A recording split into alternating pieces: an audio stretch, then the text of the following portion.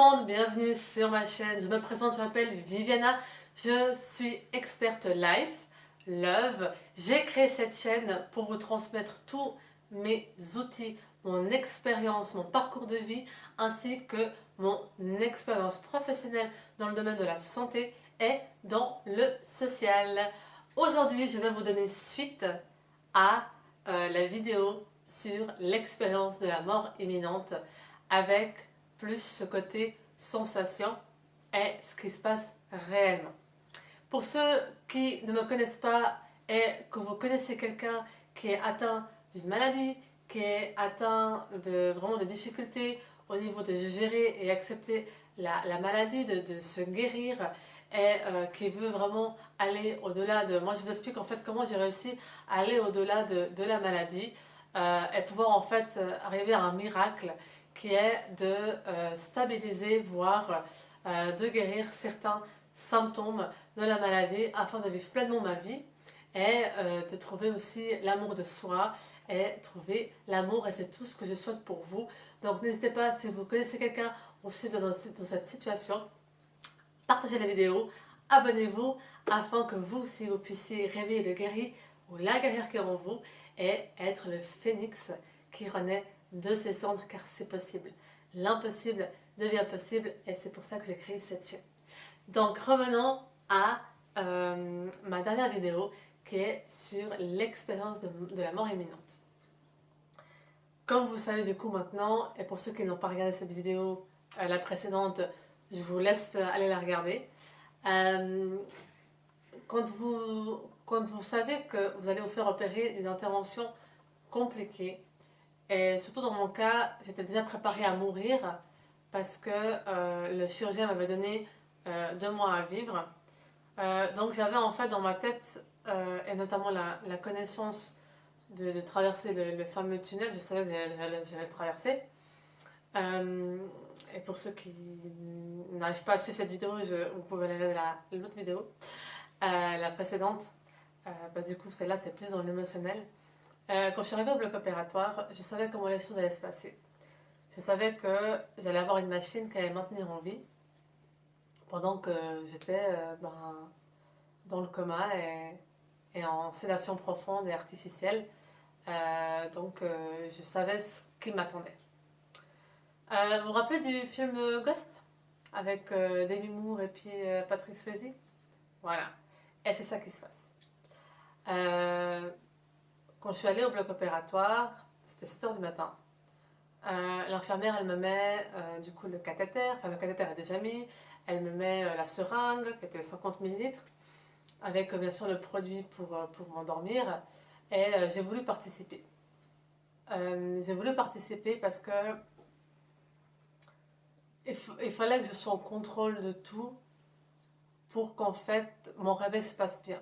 Parce que j'avais déjà eu l'expérience dans d'autres opérations où ils m'ont endormi à la va-vite et dans le stress, et que quand je suis revenue à la vie, j'étais complètement perdue, j'étais complètement pas bien, tétanisée. Donc je savais déjà qu'il fallait que je sois dans un environnement calme et que je me mentalise en fait ce qui allait se passer. Donc du coup j'ai demandé à l'infirmière, donc à l'anesthésiste, la femme anesthésiste, de pouvoir participer à l'endormissement. Et en fait je savais que ben voilà, hein, que j'allais mourir ou pas, mais je savais que c'était très complexe comme intervention cardiaque parce que c'était ma 4e opération.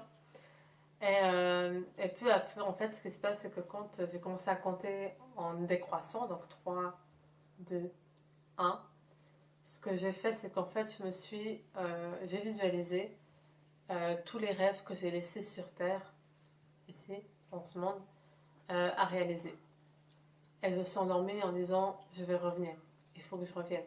Viviana, quand tu auras le deal à faire, tu vas revenir. Et en effet, ce qui se passe, c'est qu'en fait, une fois que... Après, c'est vrai que la notion du temps est paradoxale. Il n'y a pas vraiment de temps. Il y a des phases dans l'expérience de la mort imminente, mais il n'y a pas une notion de temps. Je ne peux pas vous dire que j'ai traversé le tunnel tout de suite à l'endormissement. Non, ça serait faux de vous dire ça. mais il y a une sensation de dormir, de s'endormir, le trou noir. Et dans ce trou noir, en fait, peu à peu, c'est très bizarre ce qui se passe, votre corps, en fait, est tiraillé. Votre corps, en fait, c'est comme s'il y avait une attraction terrestre et une attraction autre. Et c'est comme si, je pense que vous avez tous eu une fois des courbatures au dos. Voilà. C'est ça, mais vraiment une espèce de chiclette, vous voyez, des courbatures avec la sensation d'arracher, comme un chewing-gum, vous voyez. Et en fait, le chewing-gum, dès que vous allez rester, il y a le côté qui. Voilà, vous voyez un peu ce truc, ce tiraillement. Et une fois qu'il y a ces premières sensations, euh, c'est un peu brillant ce qui se passe autour. Et en fait, vous voyez en fait, votre âme sort de votre corps et vous vous voyez. Et à ce moment-là, donc quand votre âme sort de votre corps, vous avez une lumière qui arrive. Cette lumière d'abord, elle est jaune. Elle est jaune un peu sombre. Enfin, on ne sait pas trop si c'est les lampes du bloc opératoire qui sont très vifs, comme mes LED qui sont là, ou si c'est autre. Et c'est là que ça apparaît d'un jaune très profond, donc en fait, on sait que c'est pas le bloc opératoire que ça se passe. Et du coup, vous avez cet appel en fait. Même si vous voulez vous battre contre ça, vous n'arrivez pas. Vous allez traverser. Et, euh, et en fait, je sentais qu'à ce moment-là, l'opération, elle est inconsciemment, je savais qu'il y aurait des complications. Et c'est pour ça que je m'étais mentalisée de traverser le tunnel. Parce que je savais qu'en fait, la réanimation allait être compliquée. Enfin, inconsciemment, je savais que ça allait être très compliqué et je pensais pas que c'était à ce niveau-là, à ce point-là. Et, euh, et en fait, moi, je parle de mon expérience, quand je marchais dans ce tunnel, j'avais peur. Je me suis dit, ça y est, c'est fini. Enfin, ça y est, je baisse les bras, c'est fini.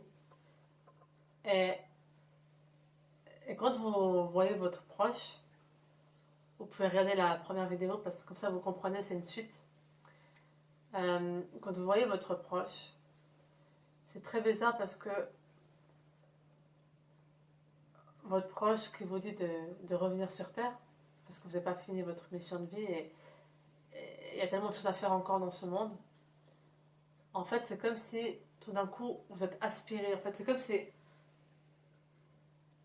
comme si il fallait que vous traversiez ce tunnel pour faire le choix, le deal. Et d'un côté, quand vous traversez, vous êtes sûr que c'est terminé en fait. Il n'y a pas ce. C'est très bizarre, c'est très difficile à expliquer. Et, et ensuite, quand on vous aspire, c'est c'est comme si vous avez vécu un film. Et vous savez, quand vous avez fait des cauchemars et puis vous vous réveillez en sursaut, ben, c'est un peu cet effet un peu de sensation d'avoir en fait vécu votre rêve. Vous voyez ce que je veux dire?